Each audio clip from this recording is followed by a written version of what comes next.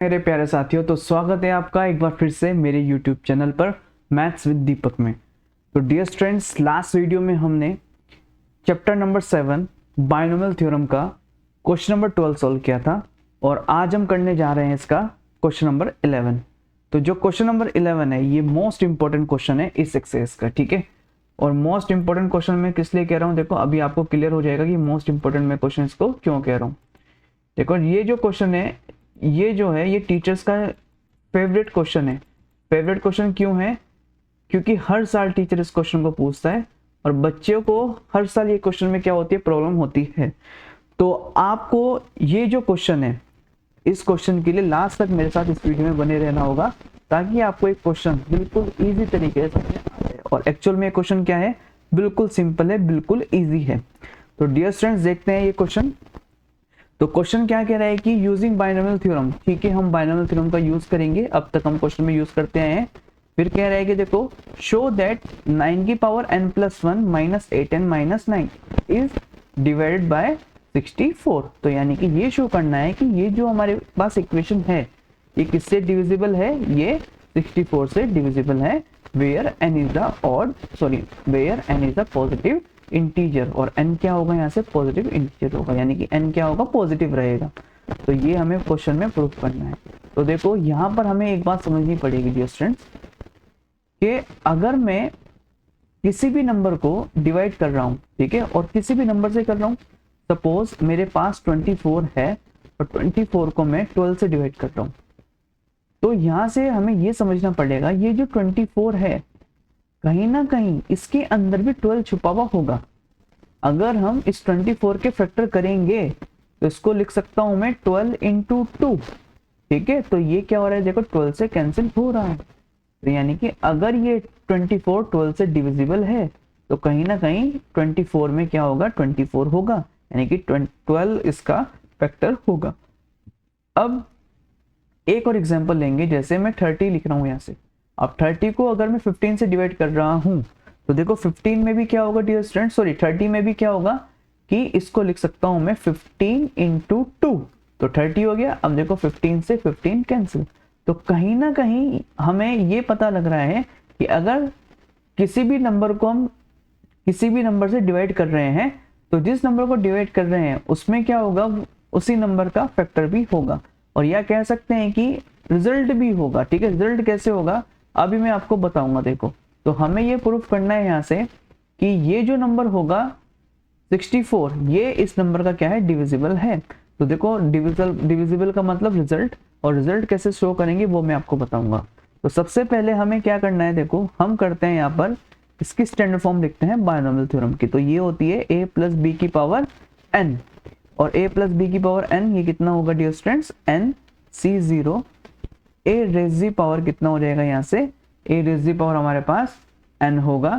फिर इसके बाद हम क्या करते हैं डियर स्टूडेंट्स, नेक्स्ट हम लिखते हैं ये होगा n c2 और ये हो जाएगा a की power n minus 1 into B plus n, ये 2 नहीं है पहले 1 होगा, ठीक है, क्योंकि 0 के बाद कितना आएगा, 1 आएगा। तो nc1 और ये होगा हमारे पास nc2 a raise the power n minus 2 into B square plus dot dot dot, ये इस तरीके से चलती जाएगी। हमारे टर्म को एक्सपेंड कर सकते हैं आगे तक, ठीक है। अब यहाँ से देखो ये जो मेरे पास इक्वेशन है, ये वाली इक्वेशन है, तो यहाँ से हम इसको बाइनोमियल थ्योरम से सॉल्व करेंगे 9 रेज़ दी पावर n+1, ठीक है, क्योंकि जब कुछ ना कुछ टर्म पावर में होगी तभी हम बाइनोमियल थ्योरम का यूज कर सकते हैं। अब यहाँ से देखो ये हमारे पास टास्क है कि मेरे पास कितना है 9n+1, ठीक है। तो देखो जब मैं इसको कंपेयर करूंगा यहाँ पे तो n की प्लेस पर कितना है, n+1, कोई प्रॉब्लम नहीं है, सब कुछ ठीक है। लेकिन a प्लस बी है यहाँ पर, तो 9 को मेरे को फैक्टर करने पड़ेंगे, यानी कि 2 नंबर में इसको लिखना पड़ेगा। अब 9 को देखो मैं किस किस तरीके से लिख सकता हूँ, या तो मैं इसको लिख दूँ 10 माइनस 1 की पावर n+1, एक तरीका ये है क्योंकि 10 माइनस 1 कितना हो जाएगा 9, और दूसरा तरीका मेरे पास ये है कि मैं इसको लिख दूँ 7 + 2 की पावर n+1, तो ये भी कितना हो गया 9, और या थर्ड तरीका मेरे पास ये है कि मैं इसको लिख दूँ 1 + 8 की पावर n+1, तो तीनों में से देखो हम ये ऑप्शन नहीं लेंगे, ये भी नहीं लेंगे, हम इस तरीके से इसको एक्सपेंड करेंगे। देखो रीज़न क्या है कि अगर मैं 10 का स्क्वायर करता हूँ तो मेरे पास कितना आ रहा है, 10 का स्क्वायर 100 आ रहा है, और यहाँ पर अगर 7 का स्क्वायर करेंगे हम तो कितना आ रहेगा, ये आ रहा है 49, और अगर यहाँ पर 8 का स्क्वायर करेंगे तो मेरे पास कितना आ रहा है 64, जो मेरे को क्वेश्चन में चाहिए 64, ठीक है, जो क्वेश्चन की डिमांड है। तो इसलिए हम क्या करेंगे, इसको एक्सपेंड करेंगे 1 + 8 से एक्सपेंड करेंगे, ठीक है। तो आई होप आपको ये जो स्टेप है, ये स्टेप आपको क्लियर हुआ होगा। अब इसको देखो यहाँ से, तो मैं कितना लिखूंगा डियर स्टूडेंट्स, जो मेरे पास है 9 की पावर n+1 को मैं लिख सकता हूँ 1 + 8 रेज़ की पावर, अब यहाँ पर कितना हो जाएगा, देखो n+1 है तो यहाँ भी कितना आएगा n+1, ठीक है। अब देखो आप यहाँ पे a की प्लेस पर कितना है, a की प्लेस पर 1 है, b की प्लेस पर कितना है, b की प्लेस पर 8 है, और n की प्लेस पर कितना है n+1। तो इसको साइड में लिख लेते हैं यहाँ पर, देखो क्योंकि वहाँ स्पेस नहीं है। a की प्लेस पर कितना हो जाएगा 1, b की प्लेस पर कितना हो जाएगा, ये हो जाएगा 8, और n की प्लेस पर ये हो जाएगा n+1 हो जाएगा, ठीक है। अब देखो इसको एक्सपेंड करते हैं बाइनोमियल के अकॉर्डिंग। तो देखो n है यहाँ पर, और n कितना है मेरा n+1, तो ये कितना हो जाएगा n+1 C0। अब a की पावर n, a की प्लेस पर कितना है, देखो a की प्लेस पर 1 है, तो यानी कि कितना हो जाएगा 1 की पावर n+1 प्लस nC1, तो n की प्लेस पर कितना है, देखो n+1 C1 as it is.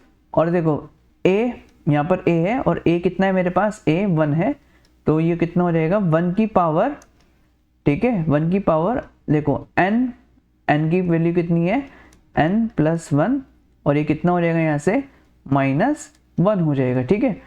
और इनटू में b है, और b का वैल्यू कितना है मेरे पास, b का वैल्यू 8 है, प्लस nC2, तो ये हो जाएगा डियर स्टूडेंट्स n+1 C2, और a की प्लेस पर 1 है, 1 की पावर कितना हो जाएगा, देखो n कितना है n+1 -2, और b स्क्वायर यानी कि कितना हो जाएगा 8 का स्क्वायर प्लस, ठीक है, डॉट डॉट डॉट ऐसे ही आगे चलता जाएगा मेरे पास, ठीक है। यहाँ पर थोड़ा स्पेस बना देते हैं, तो ये इस तरीके से मेरे पास डॉट डॉट डॉट ये आगे चलता जाएगा, ठीक है डियर स्टूडेंट्स। अब देखो यहाँ से हमें क्या करना है, अब इसको थोड़ा सॉल्व करते हैं, ठीक है। तो सॉल्व कैसे करेंगे, अब आपको एक फॉर्मूला पता होना चाहिए यहाँ से कि ये जो वैल्यू होता है nC0, तो जो nC0 का वैल्यू होगा वो हमेशा 1 होगा, और nC1 इसका वैल्यू होता है n। ये हमने पढ़ रखा है परम्यूटेशन और कॉम्बिनेशन में, ठीक है। तो ये तो आपका अच्छे से क्लियर होगा।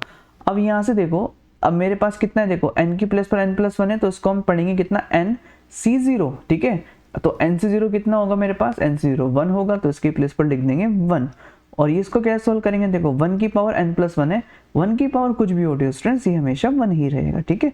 तो ये हो जाएगा 1 × 1 प्लस, देखो ये है n+1 C1, ठीक है, तो यानी कि हो गया nC1। अब देखो nC1 मैंने आपको बताया कितना होता है, nC1 होता है n, तो ये कितना हो जाएगा डियर स्टूडेंट्स, ये हो जाएगा n। अब देखो ये 1 से 1 कैंसिल, और यहाँ पर कितना आ जाएगा मेरे पास, देखो 1 की पावर n, ठीक है, तो 1 की पावर n, 1 की पावर n, तो देखो कितना रहेगा, यहाँ से 1 ही रहेगा, है ना। यहाँ पर कितना हो गया, देखो ये हो जाएगा यहाँ से, अच्छा ये nC1 जो है मेरा n होता है, तो यहाँ पर कितना nC1 यानी कि n+1 है, तो ये भी कितना रहेगा n+1 आएगा यहाँ, क्योंकि n ही आएगा ना, n की प्लेस पर n+1 है। अब ये तो मेरा 1 की पावर n 1 ही रहेगा, और ये कितना हो जाएगा इंटू में 8 हो जाएगा प्लस। अब यहाँ से देखो, यहाँ से क्या कर रहे हैं डियर स्टूडेंट्स, यहाँ से मैं क्या कर रहा हूँ, देखो 8 स्क्वायर को कॉमन ले रहा हूँ, ठीक है। कॉमन लेने का मतलब ये है कि देखो मैं अगर 8 स्क्वायर कॉमन ले रहा हूँ तो ये हर एक टर्म से कॉमन आएगा, क्योंकि इसके बाद जो टर्म आएगी 8 स्क्वायर के बाद 8 की पावर 3 आएगी, ऐसा चल जाएगा। देखो पहले 8 आया, फिर 8 की पावर 2, 8 की पावर 3, 8 की पावर 4, तो हम यहाँ से 8 की पावर 2 इजीली क्या ले सकते हैं, कॉमन ले सकते हैं। अब ये जो बचेगा देखो, इसको एज इट इज यहाँ पर लिखेंगे ब्रैकेट के अंदर n+1 c की पावर 2, ठीक है, और 1 की पावर कितना हो जाएगा यहाँ से, 1 की power n-1 plus dot dot dot, ये ऐसे ही चलता जाएगा। तो यहाँ से हमने 8 स्क्वायर कॉमन ले लिया, और यहाँ पर इज इक्वल टू में चल रहा था हमारे पास 9 की पावर n+1, तो डियर स्टूडेंट्स ये हो जाएगा 9 की power n plus 1 is equal to 1 into 1 यानी कि 1 रहेगा। अब 8 का मल्टीप्लाई n से कराओ तो कितना हो जाएगा, ये प्लस से बीच में ये हो जाएगा 8n, और प्लस 8 का मल्टीप्लाई 1 से होगा तो ये हो जाएगा 8n प्लस 8 प्लस, अब देखो ये कितना है 8 का स्क्वायर है ना, तो कितना हो जाएगा 64। अब इसको पूरे को हम क्या मान लेंगे, कांस्टेंट मान लेंगे, इसको मान लेंगे c के इक्वल, ठीक है। ये जो सारी टर्म एक्सपेंड होंगी तो 8 का स्क्वायर कितना हो गया 64, और ये आ जाएगा c। अब देखो ये हो जाएगा हमारे पास 9n plus 1 is equal to 1 plus 8 कितना हो गया 9, प्लस ये हो जाएगा हमारे पास 8n प्लस 64c, ठीक है। अब मैं इसको देखो डियर स्टूडेंट कितना लिख सकता हूँ, 8n को इधर लेके चले जाएंगे और 9 को भी इधर लेके चले जाएंगे, यहाँ पॉजिटिव है तो ये कितना हो जाएगा नेगेटिव का, तो हमारे पास आ जाएगा 9 की power n plus 1 minus 8n minus 9 is equal to कितना बचेगा 64c। अब यहाँ से क्लियरली देख सकते हो, देखो 9 की power n plus 1 minus 8n minus 9, ये तो हमें पूरा क्या था, देखो क्वेश्चन में जो हमें प्रूफ करना था कि ये क्या होगा, डिवाइड होगा किससे 64 से, और इसका जो रिजल्ट आया है वो कितना है हमारे पास 64, यानी कि देखो ये जो हमारे पास पूरी टर्म थी इसका क्या है, इसका मल्टीपल आया है, जो हमें प्रूफ करना था। कि मैंने बताया था ना कि फैक्टर इसके कैसे करने हैं, यानी कि अगर फैक्टर में भी कितना आ गया 64 तो हम बोल देंगे कि ये जो नंबर है इसका रिजल्ट कितना है 64, तो यानी कि ये जो 64 है इस नंबर को भी क्या करेगा, डिवाइड करेगा। तो डियर स्टूडेंट्स यही इसका सोल्यूशन था। तो आई होप आपको समझ में आया होगा, और अगर आपको वीडियो अच्छी लगी हो तो आप लाइक करें, शेयर करें और सब्सक्राइब करें। Thank you so much.